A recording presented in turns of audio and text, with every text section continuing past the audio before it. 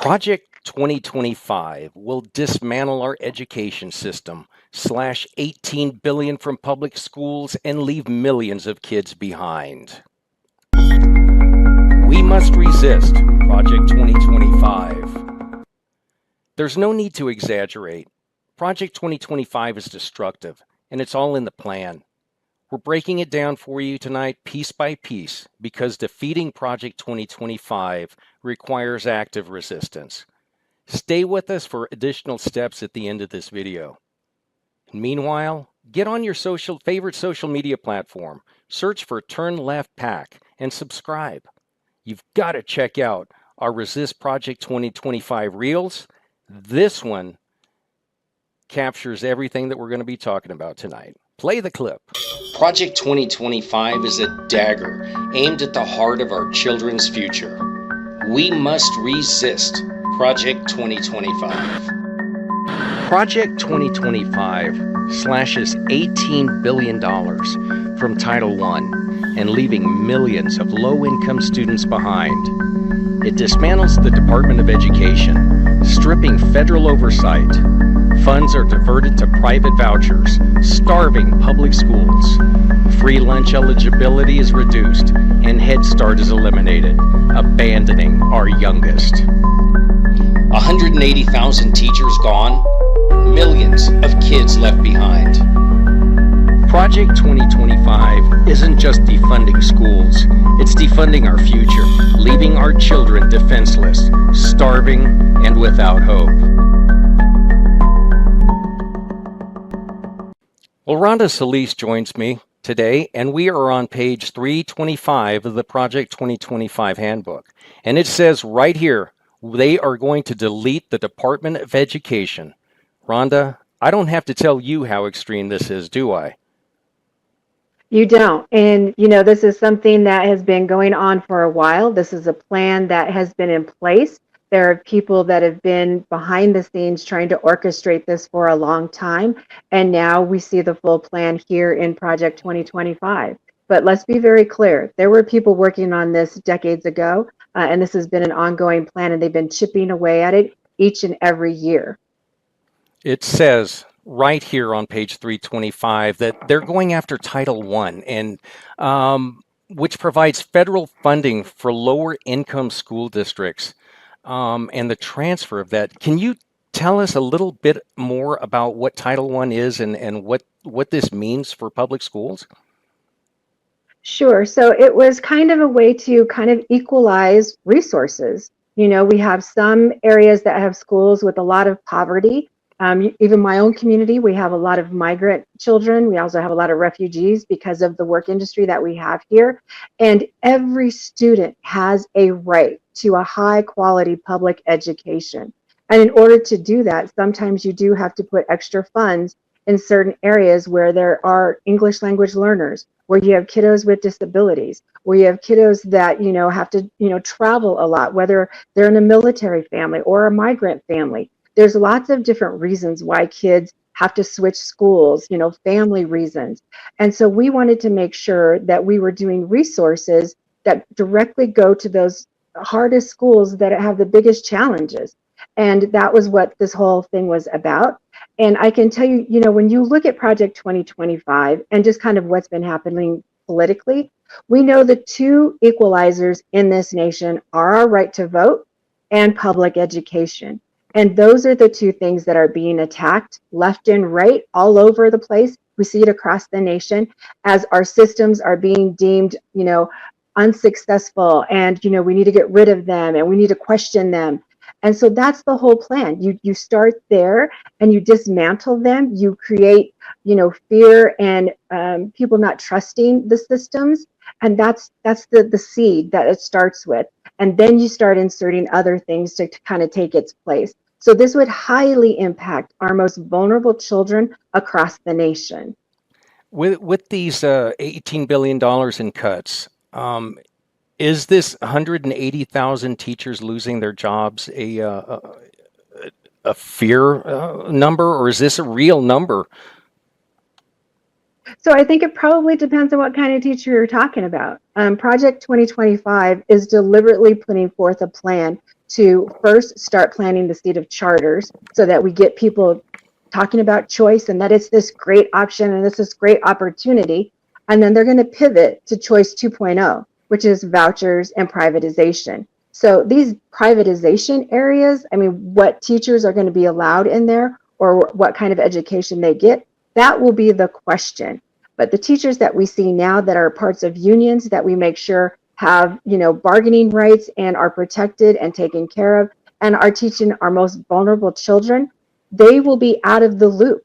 And so this is a great way to divide our kids, into abilities. And that's really what even one of our state board members has said. He would like our schools divided by abilities. Can you imagine that? And just, how many kids are going to be kind of pushed to the side, which, that has kind of been done already when you see the charter movement and the desegregation that was initially, put in place. We are now more segregated or as much segregated as a time when Brown versus the Board of Education.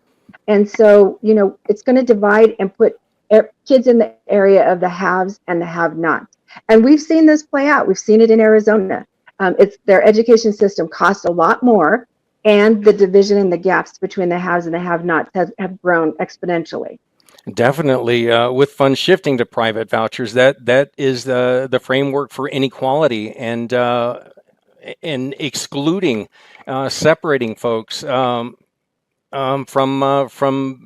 opportunities in education, which is just completely unfair. There is so much talent that is trapped in poverty, and it's up to us, all of us, to reach students and to make sure that there's diversity and there's equity and there's equality in education. That's the future of our country, our kids. Well, and let's be very clear. There are some communities that have gained a lot of wealth off of the back of some really hard industries that take certain kinds of employees. Like take our area that we live in, agriculture. One of the top producing agriculture states in the nation. And we have always had migrant workers. We have always had people that work in the fields. And we've had, our meatpacking plant, we've had construction. So we have all these, entities that have helped develop the wealth of our community. And it is our responsibility to teach their children and give them a high quality education. That is our commitment to them for doing these jobs and helping put food on people's tables. And these jobs will always be necessary. So this is always going to be an ongoing thing to make sure that kids, we meet them where they are and we get them where they need to be and they have opportunities after our K-12 system, whether it's military, going into the workforce, or going to college. All of those should be options for all kids. Absolutely. And free lunches being reduced through this program will affect those kids. Can you tell us a little bit more about the free lunch program and how Project 2025 is going to impact that and leave kids hungry? Well, you would just be amazed that we would even be having this argument that, kids having full tummies is not a good idea for public education. If kids are hungry, then they can't learn. They're not in that mind space to learn. And so nutrition is extremely important, especially in poverty areas. A lot of times they have food deserts, and the food that they even have as options aren't even the healthiest. So a good healthy meal that they are getting in a school is sometimes the best meal that they have all day. So it is imperative that we make sure that our kids are fed, that they have the nutrients that they need, and that they're prepared to learn when they're in their classroom. Oh, absolutely. I just think about all of the kids who would be affected by this, who go to school for breakfast, who go to school for lunch, and on weekends without any type of safety net. That's just Well, cruel and and you unusual. if you look and connect with our different food opportunities in communities like the World Food Bank here, there is such a high demand and need for food right now. And so if you think it's not just adults, these are kids. And so the schools have been able to fill a little bit of that for families in our communities. And fortunately our economy is getting better. And, it's still expensive to go buy groceries at a grocery store. Luckily, we have a couple of stores that have, dropped their prices miraculously. But yeah, I know, right?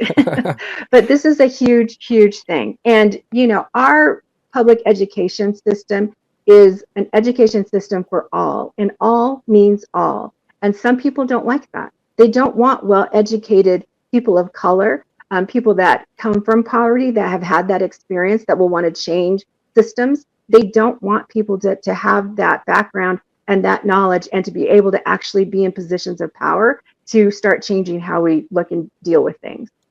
Indeed, this isn't just about the numbers. These cuts are a direct attack on the future of our children.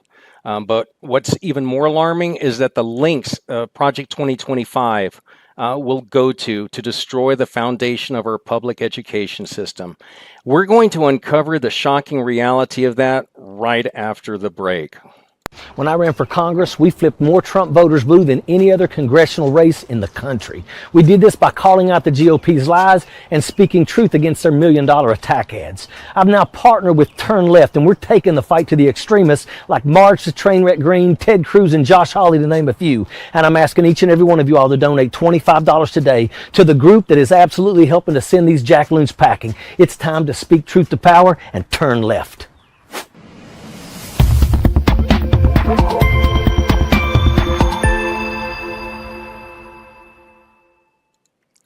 Well, Project 2025 is more than just a plan. It's a love letter to Moms for Liberty from the big fascist himself. It's designed to empower extremists while destroying public education. Rhonda, is there a connection between Project 2025 and some of these extremist groups? Oh, yes, yes. So I served on my local school board here during COVID, and there was a definite plan and process that was being mimicked across the nation. First, it was being anti-mask and causing disruptions in school board meetings about the mask policies. Then it pivoted to, being anti-vaccine. Then it pivoted to book banning and just parental control. And what was interesting is that when you looked at the conversation around masks, which I didn't know that there was this plan, so I'm definitely listening to these parents and wanting to hear what they have to say. But then when it pivoted to vaccinations, and they were mad that parents were making their own educated decisions on vaccinating their kids, and these parents were passing judgment for that, then I knew it wasn't about parental rights, not all parental rights, just their parental rights. And make no mistake, there is part of this plan that their number one goal is to make sure that parents are in control of schools. And it'll be all centered around the parent and what specifically we talk about when we talk about families. Families will be a certain box, and anything outside of that will be looked and judged just like they used to do years ago with divorced families, with single parents, with kids that didn't live with their mom and their dad. And so this is a huge concern because we know this is not what America is. We have kids in foster homes being raised by grandparents. Sometimes they have two moms, sometimes they have two dads, sometimes they have one mom, sometimes they have one dad. There's so many different descriptors of what the family looks like for our kids, and all should be welcomed in our schools. And we should all be welcoming all these families to be part of our community. Absolutely. Oh my goodness, I remember some of those school board meetings and just the idiocy that these morons who were, when usually in school, when you don't believe in science or vaccines, things like that, it means that you've probably failed science or chemistry or biology, things like that. But these folks were causing such an uproar about masks, and these are my kids. My kids went to school and were subject to these extremist ideologies. And it seems so unfair when there's a group of kids and parents who are trying to do the right thing, and they're just being undermined at every turn and made fun of, and just targeted with all kind of ridicule for trying to keep their kids safe and not sick. And when you look at the book ban, I mean, let's be honest. That came up because that has worked before. That was a tactic that was, you were able to scare people. We've seen this play out before. But what was so interesting is how many people got sucked into this argument when our kids are not fighting each other over a book in a library. They have access to so many things on their phones, on their computers, from their friends' older siblings. There's so many areas that kids are getting content, and it's not just books in a library. So that's kind of when I was really suspicious. It's like we're talking about AI now, talking about a book. So the difference is pretty, pretty big there. But again, this has worked before to cause fear, to cause, a lot of people to be upset and mad about things that really aren't an issue. Before COVID, we weren't having these conversations, but because education had been targeted as a political talking point, all of a sudden book bans came back, and all this push for books being removed and all of these things. And what's interesting is that it comes from a party that was all about freedoms before. And now we, as progressives and Democrats, are actually fighting for the freedoms of everyone. So it's interesting how that has shifted and how we are reclaiming that and making sure that people have rights and that their freedoms are protected and that they have access to information and to books. Now, do I think that we need to make sure that we protect kids? Yes. Those books are not the area, though, that I am the biggest, that's not where my biggest concern is. It really is social media, it's the internet, it's the lack of interaction with their peers. Kind of what happened with COVID, with them not being in school in person. So there's lots of different things that we need to be paying attention to as far as emotional support, the mental health of our kids, of our teachers. The books are not even part of any of that. Absolutely. This proposal is so dangerous because it empowers groups that seek to control and limit the educational content, undermining academic freedom, undermining our kids' right to go to the library and pick out whatever they want to read. By eliminating the Department of Education, it removes federal oversight, giving more power to local extremists, and that's scary. Well, and they want to get rid of any kind of terms around equity, inclusion, diversity, which is really scary because I don't know if you were able to watch the DNC, John, but I watched our former President Obama and the First Lady speak, and they're just so inspirational. And you have to think to yourself, how do you go from that to where we are now talking about, someone like Trump running for the presidency? It's unreal. And the only thing you can think of is it was because they were Black. And anything progressive that we do as a country, it's one of those things where we take 3 steps forward and then the backlash happens and it takes us 2 steps back.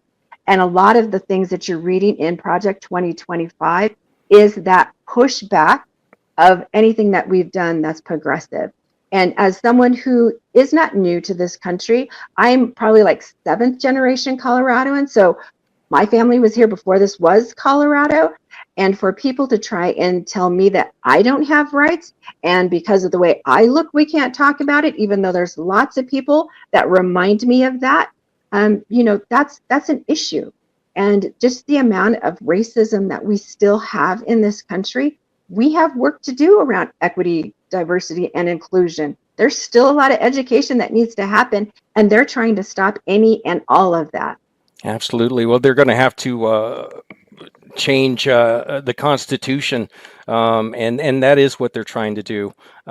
They're trying to subvert the Constitution. They're trying to implement a plan that will pave the way for a dictatorship.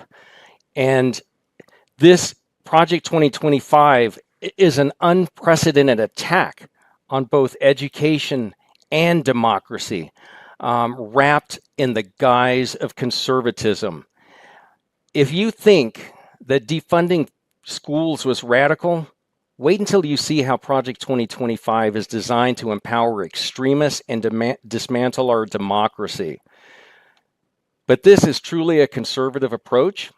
That's the question we're going to tackle next. Today, we have an amazing show for you. Join myself, special guests, and celebrities. What's going on, Ice-T? Andrew Yang. Somebody else was hopping on. Oh, hold on. What's going on, battle? As we roast GQP Jackaloons.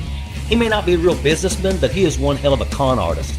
That's what it is. That's what they got indicted for. Treason and sedition. And addresses the headlines of the day. They must be held accountable. Live streaming every night. I got more time in a friggin' court in a friggin' combat zone than you probably got in the military. This is Ojeda Live. Defunding education isn't a budget cut. It's an attack on our children's future. It robs our children of opportunities and sets them up for failure. Rhonda, let's talk about the long-term implications of for future generations with less access to quality education and fewer resources for students. Well, and let's be very, very clear. I mean, if you look and do your research, so the education chapter of Project 2025 was written by Lindsay Burke, who is the chief of the Heritage Center's Center for Education Policy. She also works at Ed Choice, a school choice advocacy group formerly named after Milton Friedman, and she was part of Governor Glenn Youngkin's transition team in 2021. So when I tell people, which this has been a tough conversation for some people to handle, because here in Colorado, the whole charter movement happened with Democrats, Republicans, and for some reason, the Independent Institute sitting down and having a conversation. And what they're trying to tell me is that this conversation was to create schools of innovation to help kids that look like me. Now we're talking over 30 years ago. I look at the racism that we still see, of what I've experienced, what my kids have experienced. There is no way that that conversation is going to be able to be sold to me as to why we started charters. This, Lindsay Burke, she was part of the plan. We were going to talk about choice and get people tied into that and defending and almost fighting over it, which we have seen. Here in Colorado, there is now a ballot initiative, Initiative 138, which would actually change our Colorado Constitution to say that choice should be here. But we have it here. So you have to ask yourself, why would we need to change the Colorado Constitution? Because it's going to be choice 2.0, which is vouchers and privatization. So they have this planned out very, very well. There's just so many people that have just got sucked into it that are not really looking at it clearly and looking at the history and questioning the history. And that is why we're here today, which really saddens me because there are people that are my friends. There are political people that I have voted for that have been sucked into this conversation. And we've seen this played out. We've seen it in Chicago. We've seen it in New Orleans. We have seen this democratic conversation around education reform. We have seen it before. And let me tell you, one of the supporting organizations of Project 2025 is the Institute for Education Reform. What a surprise. Imagine that. Connect the dots. We have to connect the dots. Absolutely. This is definitely a widening of the gap between the privileged and the underprivileged. And this promotes nothing but long-term economic decline and social instability. And it will do nothing but hurt our communities by reducing educational opportunities for the kids who live here. They want to turn They just want to turn our communities into undereducated, underserved populace, and pretty much forget about the rural communities. They're striking that off the charts. There's no plans Well, for them. and I can tell you, even conservatives in rural communities don't want vouchers. They are community strong, areas like, our smaller rural areas like Milliken, Johnstown, all around here in Weld County. And they love their community. And, Johnstown just built a brand new, beautiful high school that has a lot of opportunities for their kids. And what we've seen are communities, and it's not what letter you have next to your name, it's just that you're part of our community and they come together and they do things for kids. And we've seen that in Greeley Evans too. We don't agree on everything, and this is a very conservative community. But I can tell you there are numerous times that I'm at the state board bragging about how we as a community have come together for kids and education, and that's the way it should be. It shouldn't be a political thing. It shouldn't be a political identity. It really should be, we're a community and we're going to be here for kids because we want the best for our families and the best workers that we're going to have to employ. So, you see communities where the chamber is involved. You see where the neighbors are involved. You see where local businesses are doing internships for students. So we have some great community connections when it comes to our kids. And, what we've seen across Colorado too is the impact of charters when there's any kind of population shifts. So in Greeley Evans, we had a huge raid at our meatpacking plant. Surprisingly enough, there were no Americans that filled the jobs. So the meatpacking plant actually hired someone to seek out refugees to fill those jobs. So we had this huge influx of refugees, which we are not a refugee designated city. So we don't have any preparation. We don't have any, things set up for that. And a lot of them were on their second migration. So there were no federal funds to help them. So we had to bring everybody to the table. We had to bring our school district, our employers, our business leaders, our city council, our commissioners, our county services. We all had to come together to figure out how are we going to handle this and deal with this. And we did a really good job working together.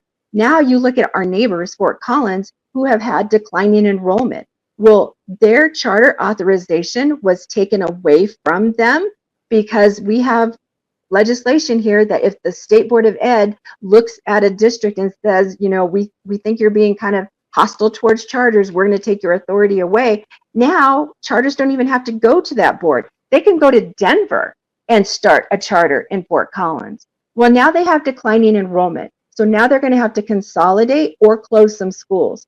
More than likely, that will be in areas of poverty and kiddos of color. And that is a very traumatic thing for a community. But in both these scenarios where we've had a population shift, really we had this huge influx. And then Fort Collins, you have this, decline in enrollment for kids in school. You know who's not at the table? Charters. They are not part of the conversation. They don't want to take on these big challenges that come into a community. And when it comes to closing or trying to figure out what we're going to do with schools, they're sacred cows. They're not even part of that conversation either. So you almost handicap a community on having to deal with population shifts when really everything should be on the table. And that's not how we're set up.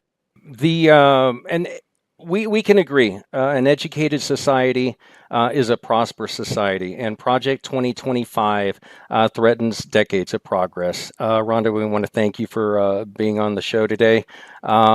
We have seen the damage Project 2025 will cause, crippling our schools and robbing future generations. But here's the truth. We're not powerless. There are steps you can take right now to fight back. Visit turnleftpac.org, sign up for our emails, and get your boilerplate letter that you can send to your representative in Congress. Let them know you won't support anyone who doesn't protect our education system. Project 2025 slashes $18 billion from schools, fires 180,000 teachers, eliminates Head Start, and leaves millions of kids hungry, all to push a radical agenda disguised as conservatism. Project 2025 isn't just defunding our schools, it's defunding our future. Share this video, tag someone who needs to hear the truth, like and subscribe, and stay tuned next for Ojeda Live.